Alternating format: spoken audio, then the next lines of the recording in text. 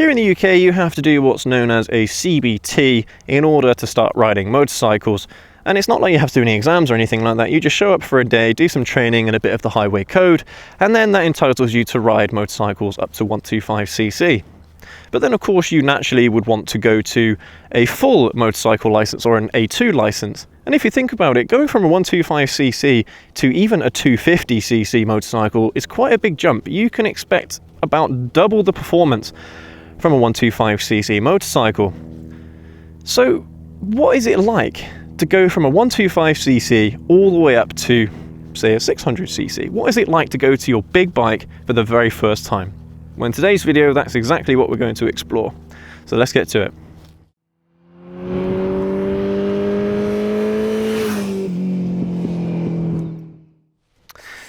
Alrighty, so we're about to jump on to this bigger bike. Imagine that I've been riding a 125 for 2 to 3 years, and now finally the time has come and you've been able to get yourself a larger bike.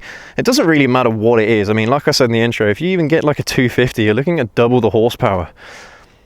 This thing, of course, will have about 10 times the horsepower, so I would not recommend that you get a 600 sport bike as your first big bike. I mean, yeah, they're a lot of fun and what have you, but they can get you killed. So this is the bike that I'm using in this demonstration, but you'll get a lot of the same feelings that you'll get on most big bikes for the first time as you would on this, except this will probably have a little bit more power than something like a 500cc or a 400cc or even a 650cc. So just bear that in mind. But anyway, so the first thing you're going to notice when you jump on and you take the bike off of that side stand, off of the kickstand, you're going to notice that it is quite a lot heavier than your original 125. I mean, of course, I suppose it depends on the brand that you get and what type of motorcycle you have as your 125. You might be used to a heavier bike, but the only problem with having a heavier 125 is you're going to get less power to weight ratio. So it's going to be a worse power to weight ratio than, say, something like, I don't know, maybe a Gixxer 125 or a Yamaha R125 or what have you. There are quite a few differences between a 125 and a bigger bike, obviously. And of course, the very first one is going to be the weight. So like when you get on one, you're going to want to try and rock it from side to side ever so slightly, not too far one way or the other, just to get a nice feel for it in between your legs. Because let's be honest here, it's going to be your legs that are going to be keeping up the bike when you come to a stop. But that's the very first thing you are going to notice straight away. Now, one thing that I found, and you might not find this with yours, is I found the seating positions on 125s to be very, very neutral, very, very comfortable, very user-friendly, let's say. And if you do go from something like that to a sport bike, not a 600, but even if it is like a 400cc or a 300cc sport bike, the seating position is going to be quite a lot different. And what I mean by that is the amount of weight that you're going to be putting onto your arms here, onto your wrists and onto your hands. So that's just another thing to keep in mind. And also things like the foot pegs might be higher as well on both sides. So that's another notable thing. The clutch as well, you might find is heavier on a bigger bike than what you might be used to on a 125. So those are just a few of the things before you even get out and ride that you need to be aware of. So get used to the weight first, get used to the seating position, and of course the way how the clutch operates. Alright, so now that you've gotten used to all these things, let's start the bike up, and then what we'll do, we'll go around this car park, just taking it nice and easy. Here we go. Man, it's a hot day today. So of course, as always, make sure the kickstand is up. Be surprised how many people forget that on their first time getting on a bigger bike, because you're all nervous, you know that there's going to be loads more power than what you're used to, so it can be quite an unnerving experience. But don't worry, you'll get the hang of it. And remember, you can ride fast things slowly.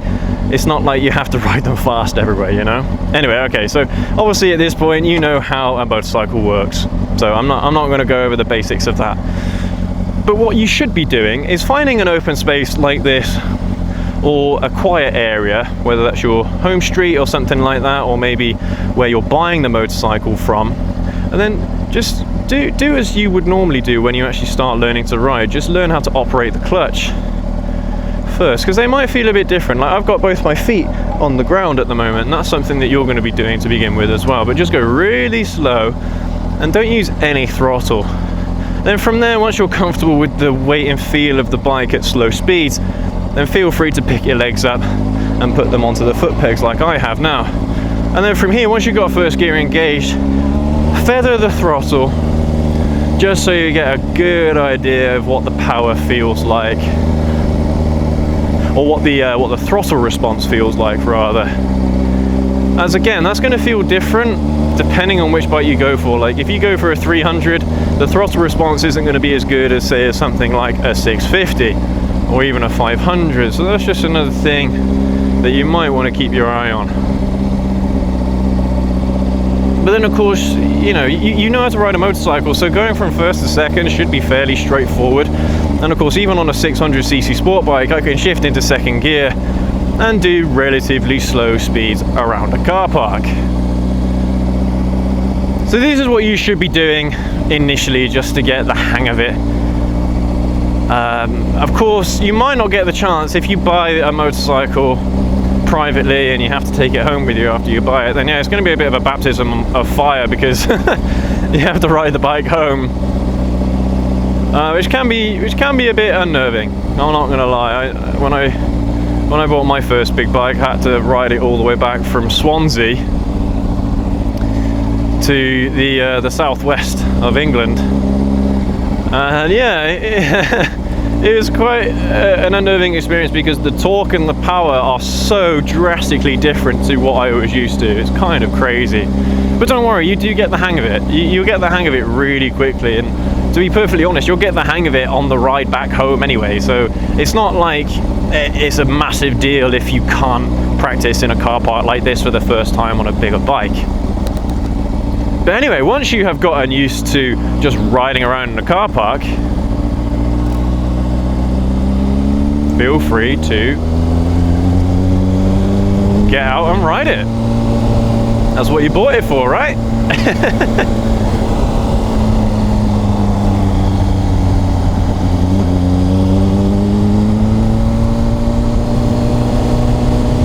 And yeah, remember, you don't have to rip it straight away. You don't have to pin the throttle back as soon as you get this thing, and you won't do that. At least not if you're sensible anyway, you wouldn't do that. But you can gradually get used to the power, and that's the thing. You don't have to use all the power of the machine. You can use just half the rev range, or even a quarter of the rev range, and you'll be doing all the speed limits that you need. You'll be keeping up with traffic. So it's not like as if, you're going to be going ultra slow or something like that. But yeah, just get used to the clutch, get used to the throttle response, and those are the two main things. Well, if anything, the throttle response is far more important, because that's going to be the difference between you babying the bike and you launching yourself into Armageddon, But then of course, once you do get used to that throttle response, because it will be a massive difference, that throttle response, you will feel it. When you get out on the open road, you twist the throttle back just 25%, 50%, it'll be a massive difference to what you're used to, trust me. So whatever you do, don't do this, don't do that, don't do that. Yeah, you don't need to do that. It's not worth it.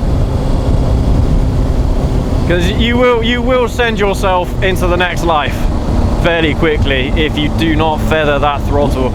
And you riding a 125, you're probably used to pinning the throttle back 100% all the time everywhere you go. I know, because I did it myself. If you want to eke out any kind of power out of a 125, you have to pin it everywhere you go. That's kind of the point of riding 125s. I've said before, I personally think that the CC capacity or the displacing capacity should be increased to 250 or even 300 cc for beginners, so they don't jump on a bigger bike straight away after they get their full license and all of a sudden they launch themselves into the next life, because it's very, very easily done. So it is one of those things that I personally think younger riders would benefit from, but that's the thing, isn't it? You'll get stupid people on 300 cc's that haven't got a full riding license. They were just stupid, and they'll just either get themselves killed, or more likely they'll get someone else killed because of their incompetence, but that's neither here nor there. But anyway, the rules as they stand currently: jumping on a big bike, even if it is a 300cc or a 250cc or even a 200cc, there will be a lot of difference.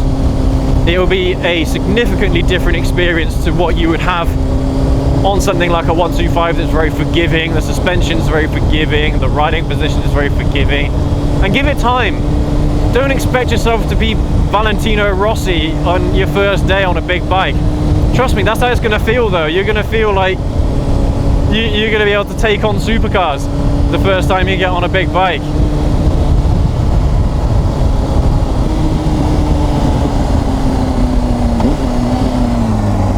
I mean, the reason why I'm doing this video is because I did have that baptism of fire experience, and I was really nervous, I was really scared, as you should be from these bigger machines. You should be scared of them. If you're not scared of them, well, maybe you have a death wish, or maybe you've been racing before. So if you have been racing before, then maybe you do already know what it feels like to ride a larger motorcycle, but most people don't have the option of racing to practice on their first bikes. So it is one of those things that I thought about when I was like, well, what was it like when I started riding big bikes? If it was the same experience that I had for a lot of other younger people, then of course I want to share my experience with you guys that are learning to ride motorcycles, because it can be daunting, especially if, like, at the same time you go from doing either a driving license to then doing a motorcycle license, or vice versa. I did motorcycle license first. Cars are slow. They really are. They are so slow that as soon as you jump on a larger motorcycle, it's a completely different experience at that speed and that torque.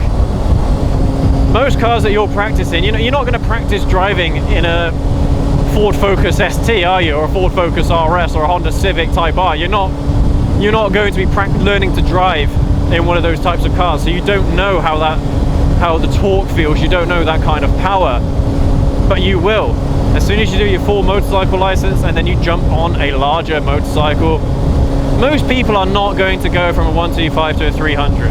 They're not. Or a 250. They're not going to do that. They're going to go straight from that to a 500 or a 600 or a 650. That's what most people do, usually. And that's why I'm giving you this advice, because that's exactly what I did. That's exactly what I did. I do not regret it in the slightest, but at the same time, I don't want you going into it blind. I want you to have some sort of what's the word? Some sort of warning, some sort of fair warning before you actually go out and get one.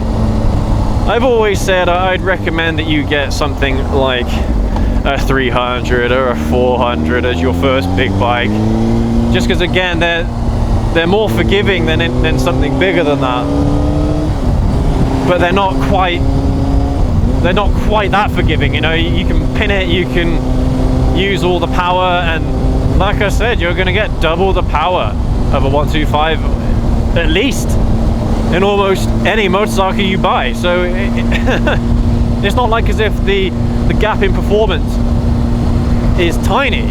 The gap in performance is huge when you go from 125 upwards. It's absolutely massive, regardless of what bike it is. So it's just something to keep in mind. And I don't want this to be a long video. I don't want it to be a long drawn out video or anything like that. All that I want is just to give you guys a heads up of what to expect when you get on a larger motorcycle for the first time. Like, you know, when you can do pulls like that. Oh man, you do a pull like that and you're pulling as hard as a Lamborghini. Seriously. It really does feel like that. Okay, look, let me put it to you this way. The car that I have at home is an Audi TT. It's a 2-litre, 250 horsepower. Not a slow car by any means, but it's got nothing on this bike. It's got nothing on the ZZR that I've got. It's got nothing on those bikes. Truly. Even my cousin has a TTRS, an Audi TTRS, with 400 horsepower. This motorcycle's faster, just because of that power to weight ratio. And that's the thing about motorcycles, their power to weight ratios are insane. So even if you spend 30,000-40,000 pounds on a car, you're still not going to get the same level of performance that you do from a motorcycle. Those 0 to 60s in a car, you're looking at least 100,000 pounds for a car that's got that kind of performance that this motorcycle can achieve. And to be perfectly honest, what most motorcycles can achieve. Like, look, you get something like an MT-07. It's not a fast motorcycle, but it isn't slow.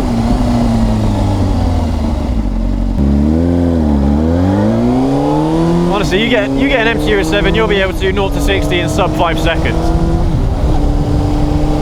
Sub 5 seconds on a motorcycle, if you try to equate that to a car, man, you're looking at some serious horsepower in a car, honestly. To be fair, something like a TTRS or a Ford Focus RS will probably be able to pull a 0 to 60 similar to that, sub 5 seconds or so.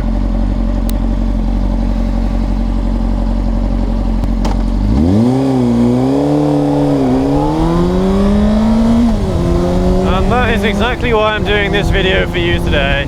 I mean, can you imagine being an 18, 19-year-old getting on a Yamaha R6, being able to pull 0 to 60 times in less than 4 seconds? Are you kidding me? But there you go, that's what bikes can do. That's why they are awesome.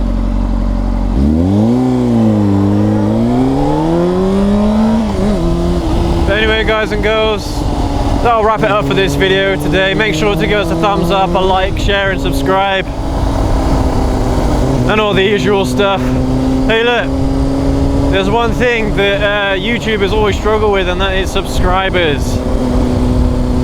Something ridiculous like 70% of the viewers of this channel have not subscribed. Even if we get just a 50% of the viewers that subscribe, that'll be an achievement. So make sure you hit that subscribe button if you want to see more videos like this. I want to be able to do this full time one day, and it's all down to you guys and your support for the channel. So thank you ever so much for watching. For those of you that already subscribed, have already liked and commented, engaged with the videos, thank you ever so much for your support. We can't thank you enough.